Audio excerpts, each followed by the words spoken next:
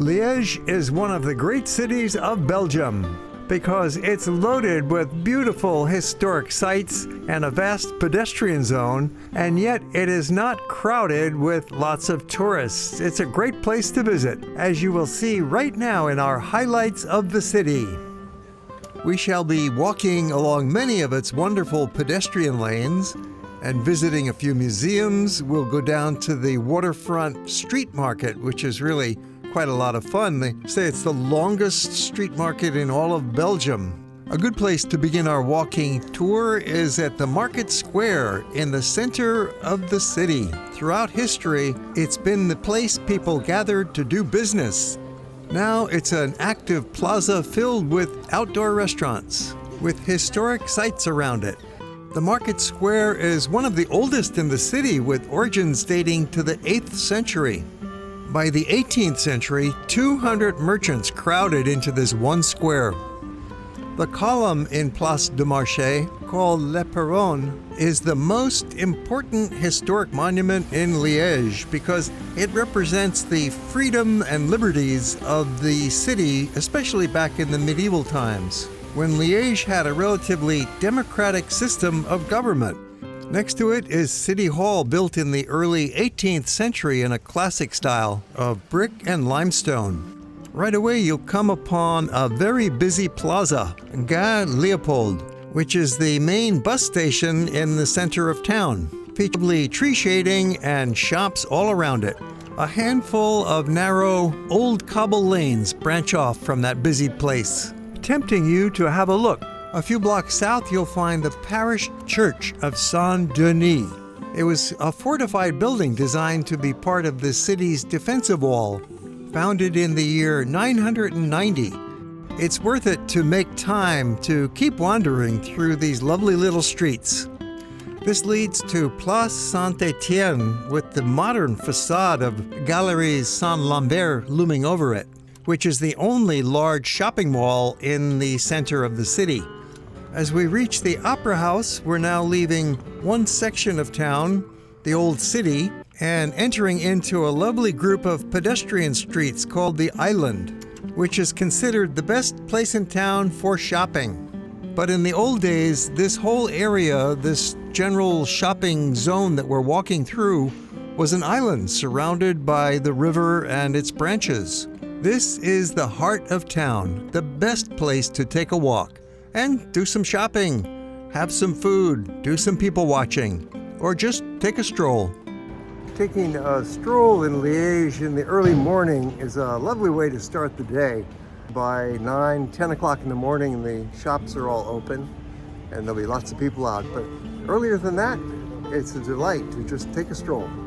Connecting out from here, we find the very first pedestrian street in Liège. It is an upscale shopping passage. This is the first covered shopping gallery in Belgium, opening in 1838, 8 years before the famous Royal Gallery in Brussels. When you include all of the city areas beyond Le Carré throughout the city center, it is a huge pedestrian zone with about 60 streets, extending 6 square kilometers, which is considered to be the largest pedestrian area in all of Wallonia, the southern part of Belgium. The country is divided in 2 parts, with French-speaking Wallonia in the south and Flanders in the north, speaking Flemish. Liège is the largest city in Wallonia. In the background, you can see the Cathedral of Liège, Saint Paul's, built in the Gothic style in the 14th century. 3 naves and the pointed arches, along with stained glass windows, present dramatic examples of that Gothic style. Next to the cathedral, we have Cathedral Street. It's an old road opened in 1842 and recently has become pedestrianized. Cathedral Street is part of the longest road in the center that changes names a few times. The square outline is the area Le Carré we had recently been walking through, and now we're heading down Rue Saint Paul, approaching the Latin Quarter, with the university 1 block over by the river. It's another one of these typical pedestrian lanes with the shops and sidewalk restaurants. You could enjoy some gourmet food and save a little money by skipping the restaurant and getting takeout. Les Halles is similar, but not affiliated, with its namesake in Paris, presenting a perfect display of fresh produce and a big variety of packaged foods, spice, and condiments. But I want to jump further south to show you the train station, which is a superb work of art of architectural genius by Santiago Calatrava, opened in 2009. And even though it cost a fortune to build, Liège feels very grateful to have such a landmark of modern architecture as the gateway to the city. Colors on the ceiling were a temporary art installation. Normally, it's clear glass. This street is Hors-Château, one of the most beautiful streets in the city. Now it's a street with many beautiful buildings, most of which date back to the end of the 17th and the 18th centuries. Homes for the wealthy aristocrats. This gigantic staircase is called La Montagne de Bueren. It's not really a mountain, of course, they just call it one because the stairs are so big. It's a long climb with 374 steps. It goes 70 meters high at a rather steep 30% incline. This narrow alley is what they call un impasse, or we'd say impasse, as in no exit, a dead-end alley that goes nowhere. These impasses are havens of peace and tranquility, right in the immediate vicinity of the historic and lively center of Liège. They attract residents and walkers looking for quiet, picturesque, and green neighborhoods. This lush garden almost makes it seem like we're at a house in the country, with flowers, pets, potted plants, and benches. You know this is a spot that the local residents spend some quality time in. So peaceful, there are some free-ranging cats that walk around. Across the street, you'll see the Collegiate Church of St. Bartholomew, opened in the late 12th century. The twin bell towers and polychrome exterior are hallmarks of the German Romanesque style. One block away, we find a major history museum, constructed in a Renaissance building with a collection that includes prehistory, weapons, glass, archaeology, natural history, and sculpture.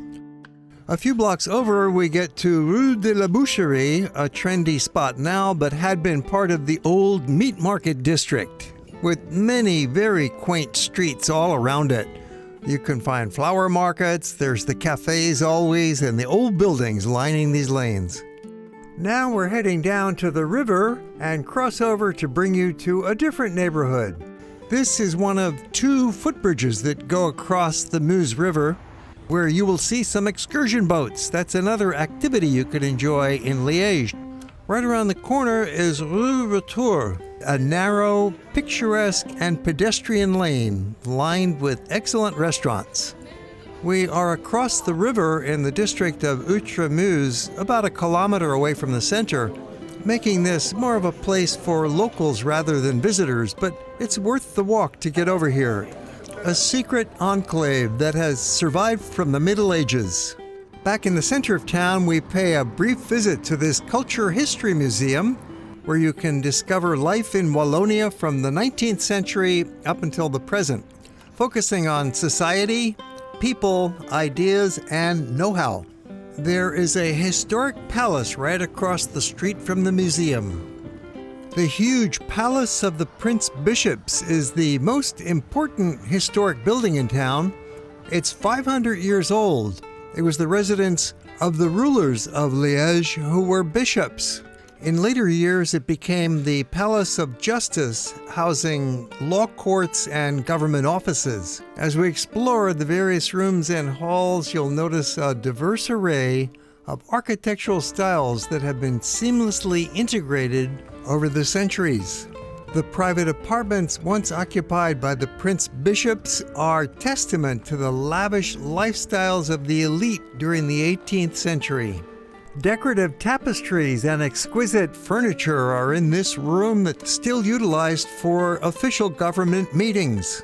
The palace is not usually open to the public, but today a festival was on, so we had this special access to share the interior with you, with the main party happening out in the great courtyard.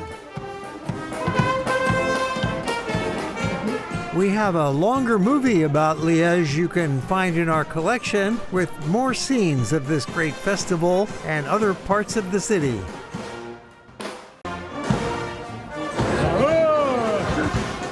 From the palace, we hop over to the big outdoor street market by the river. It typically runs from early morning till 2 o'clock in the afternoon, every Sunday, year long. The main offerings at the market are produce with a big variety of fruits and vegetables, clothing at a very low price, baked goods and ready-to-eat foods, accessories, and a huge variety of all kinds of other goods. Even if you're not buying anything, this is just a great place to hang out and relax. You can sit at a table, have a drink, and do some people watching. You'll probably get hungry with all of this great food available, and browse around. You just might find something to buy after all. Have a look at our longer movie about Liège and more than 1,000 other movies about Europe in our collection. We frequently upload new movies, so please subscribe to our channel and click that little alarm bell so you'll be notified. And if you enjoyed the movie, how about a thumbs up? And we always welcome comments down below. Or if you have questions about the destination, make note and we'll answer them. Thanks for watching.